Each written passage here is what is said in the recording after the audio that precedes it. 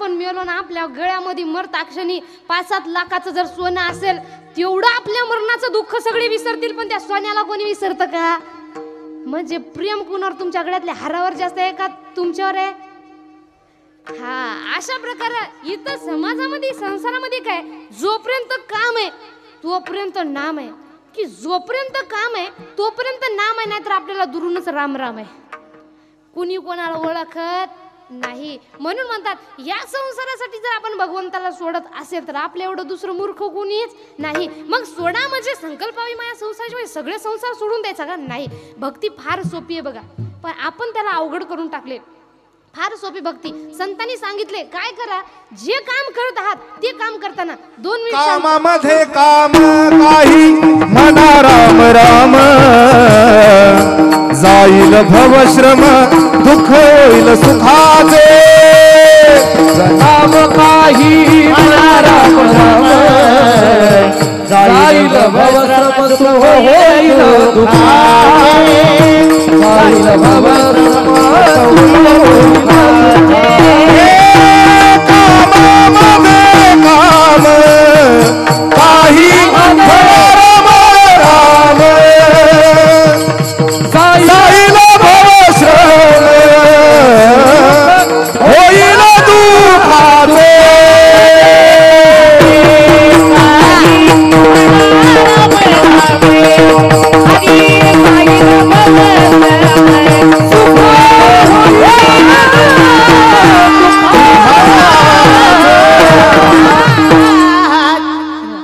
कामामध्ये काम तुम्ही म्हणा राम राम. भक्तीला आपण अवघड करून टाकले. भक्ती फार सोपी आहे. 2 मिनिटांमध्ये तुम्हाला भक्ती सांगते बघा. जसं म्हटलं कामामध्ये काम तुम्ही म्हणा राम राम. कोणतंही काम करता करता तुम्ही भगवंताचं नाम घ्या, कशाची अडचण नाही. न लगती सायस जावे नंतर सुख येतो घरा. घर बसले भगवंत येतात ना. काय करायचंय, फक्त ठाईचं बैसोनी करा एक चित्ता, आवडी अनंत आळवावा. त्या भगवंताला तुम्ही आळवा. आता का आळवायचं, या नामाची ताकद काय. आवडी देवासी तो एका प्रकारे नामाचा उच्चार रात्रंदिन. भगवंताला भक्तीचा कोणता प्रकार आवडतो, नामाचा उच्चार तुम्ही रात्रंदिवस करा, हाच भगवंताला भक्तीचा प्रकार आवडतो. आता हे एवढं ताकदवर आहे का. संत सांगतात चहुवेदी जाण साई शास्त्र कारण 18 पुराण हरिशिगत. याची ताकद काय, 4 वेद 6 शास्त्र 18 पुराण, या सगळ्यांचं सार काय असेल तर ते हरी नाम आहे. एवढी ताकद ज्या नामामध्ये आहे, ते नाम घेतल्यानंतर राम म्हणता रामाची होय जे, पदे बैसोनी पद घ्यायचे. अहो तुम्ही ते नाम तर घ्या, ते नाम घेतल्यानंतर त्या नामामध्ये विलीन होशाल. एवढी ताकद त्या नामामध्ये आहे. आणि बैसलिया ठाई म्हणता राम राम काय होय श्रम आहे सांगा. बसल्या ठिकाणी तुम्ही भगवंताचं नाम घ्या, तुम्हाला काहीतरी श्रम लागते का. बोला बरं सर्व राम. सर्वांनी बोलायचंय राम राम. बोला जय श्रीराम. तुमची एक भाकर तरी शिरली का. वा, ऑपरेटर दादासाठी जोरदार टाळ्या. क्या बात. तुमची एक भाकर तरी शिरली का नाही. म्हणजे बसल्या ठिकाणी नाम घ्या, काही श्रम माणसाला लागत नाही. पण एवढं सोपं असून तुम्ही बसल्या ठिकाणी, समजा माता मावलं 4-5 जणी तुम्ही एका ठिकाणी बसल्या, तर आपण गोष्टी काय करतोय, समाज पुढं कसा जाईल याच्या करतो का. बरं, कोणाचं लेकरू किती चांगलं काम करतो याच्या करतोय का नाही. आपल्या गोष्टी काय चालतात, पुरुष वर्ग. तुमच्या लाईन मध्ये मी कधी बसली नाही हो, तुम्हीच सांगा. हा, यानं हे घेतलं, त्यानं ते घेतलं, 2 नंबरचा पैसा असेल, लय पुढं जात आहे, लय इकडं करतंय. यांच्या तरी साहजिक आहे, निदान चौकामध्ये मोठ्या धन्या तरी चालतात. आपल्या माता माऊल्यांच्या फार भारी गोष्टी चालतात. एकदम एकमेकीच्या कानामध्ये 4-5 जणी बसल्या, हळूच एक जण बोलते, गावातून काही बातमी आणली का नाही. आणि दुसरी म्हणते, लय भारी बातमी आणली मी. आणि तिसरी म्हणते, शेजाऱ्याची गेली की पळून. चौथी म्हणते, मला अंदाज आला होता. अनवाय का कोणासोबत गेले. आणि 5वी उत्तर देते, तुला अंदाज आला होता ना, मग तू शेजाऱ्याच्या पोराकडे लक्ष द्यायला तेव्हा तू आज पोरगा पोरगी घेऊन गेला. प्रत्यक्ष जीवनामध्ये घडणाऱ्या गोष्टी आहेत. आपलं लेकरू काय करते यापेक्षा शेजाऱ्याचं लेकरू शेजाऱ्याच्या घरात काय करते आपलं जास्त लक्ष त्याच्याकडे असतं. म्हणून आपलं गेलं हे आपल्याला लोकांकडून कळतं. ते म्हणताना ती सांगते गेलं की हे म्हणते कुणाचं, ते म्हणते तुझंच. म्हणून आपल्या लोकांचं लेकरू किती वाईट काम करतं, लोकांचं लेकरू काय करतं यापेक्षा स्वतःचं लेकरू काय करतं एकाच्याकडे लक्ष द्या, तुमची लेकरं वाईट वळणावर जाणार नाही. लोकाची पाय खेचण्याचं कार्य करू नका. संत म्हणतात ना, अवगुण आपुले अंतरी दिसती, करी चिंता त्याची, करू नको निंदा कोणाची, करू नको निंदा कोणाची, करू नको निंदा कोणाची, करू नको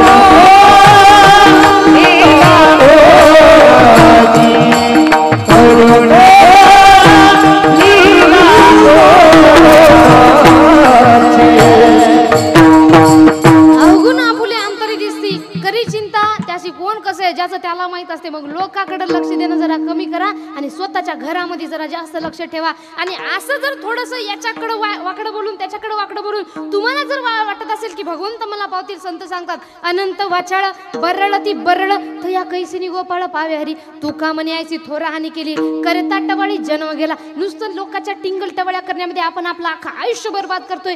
त्यापेक्षा तुम्ही भगवंताचं नाम घ्या, एवढं सोपं आहे. वैसल या टाई म्हणता राम राम, कामामध्ये काम तुम्ही म्हणा राम राम.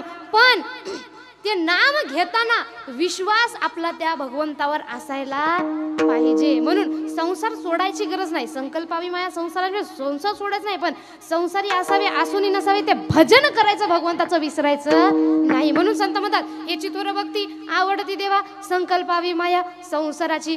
आता पुढं ही भक्ती केल्यानंतर वागणूक कशी असावी, आपल्या भक्तीवर विश्वास कसा असावा, अभंगाचा ठेविले अनंते तैसेची रहावे, ठेविले अनंते तैसेची रहावे,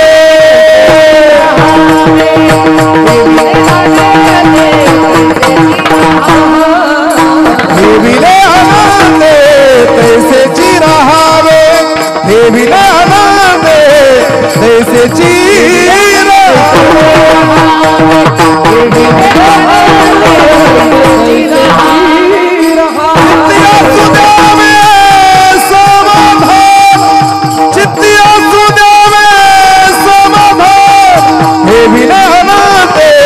तैसेची रहावे, हे विले अनंते तैसेची रहावे,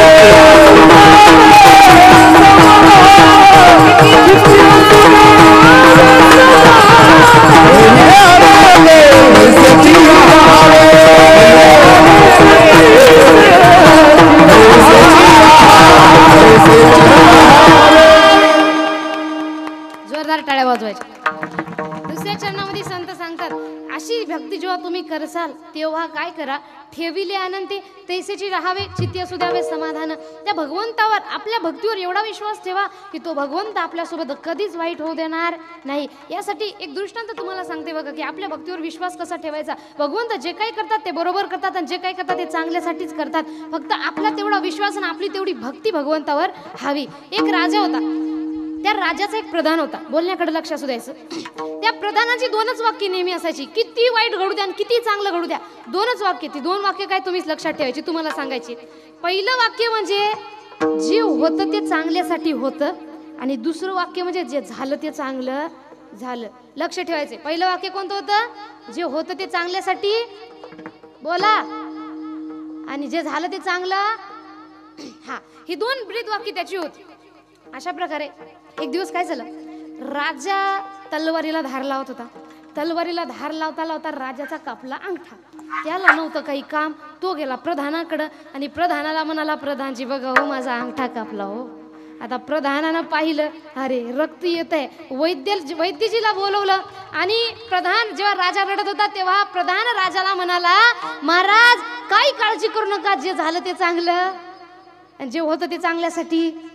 आता याला वाटलं मी राजा आहे आणि हा मला म्हणतोय माझा अंगठा कापलं तर चांगलं झालं. त्याला राग आला ना, त्याने बोलवलं सर्व सैनिकांनो आधी या प्रधानाला कारागृहामध्ये टाका. त्याला कारागृहामध्ये टाकलं.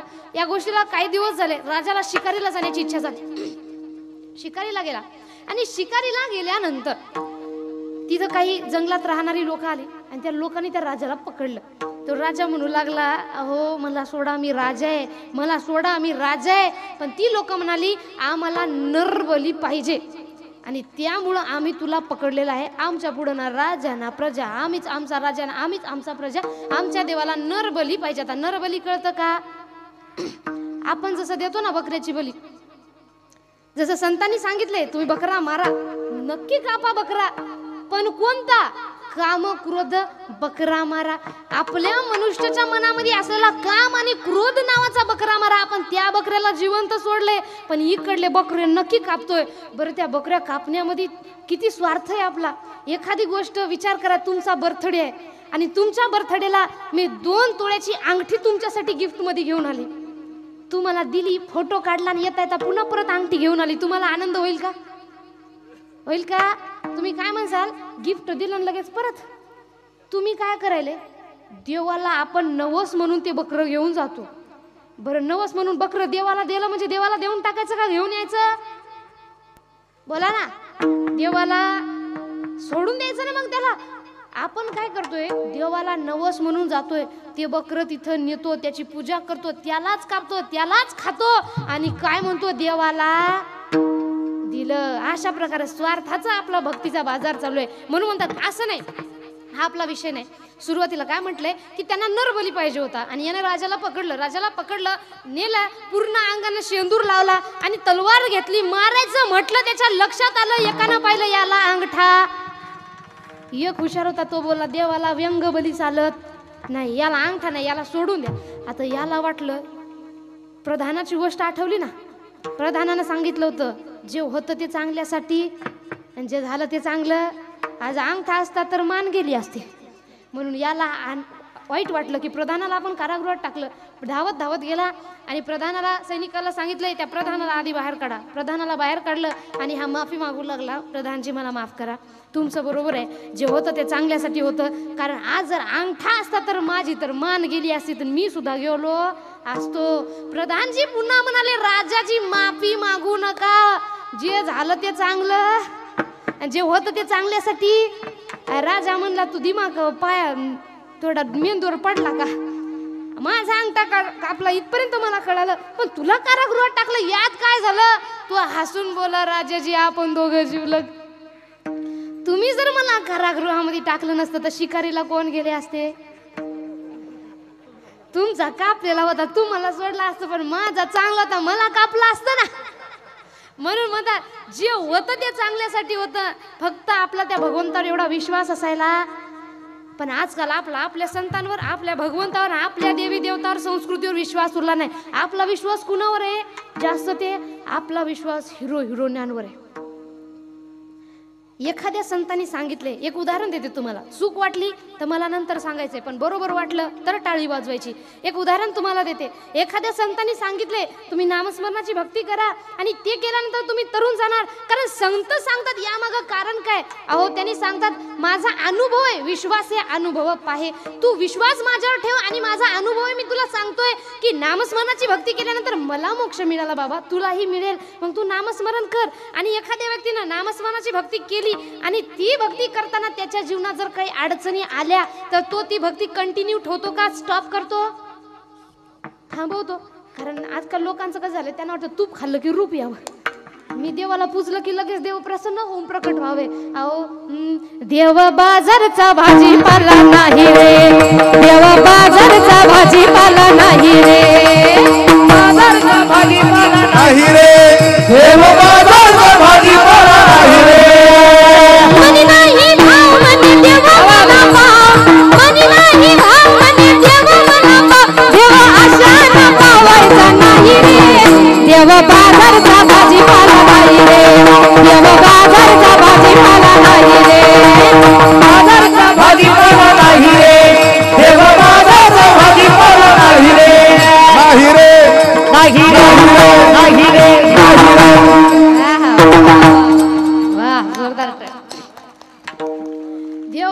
बाजारचा भाजीपाला नाही रे. म्हणून भगवंताला प्रसन्न करायचं असेल तर सात्विक भाव भक्तीनंच करावं लागेल. पण आपल्याला कसं वाटतं 2 फुलं वाहले की देवानं मला प्रसन्न व्हावं. अशा प्रकारे आपला विषय कुठं चालू होता?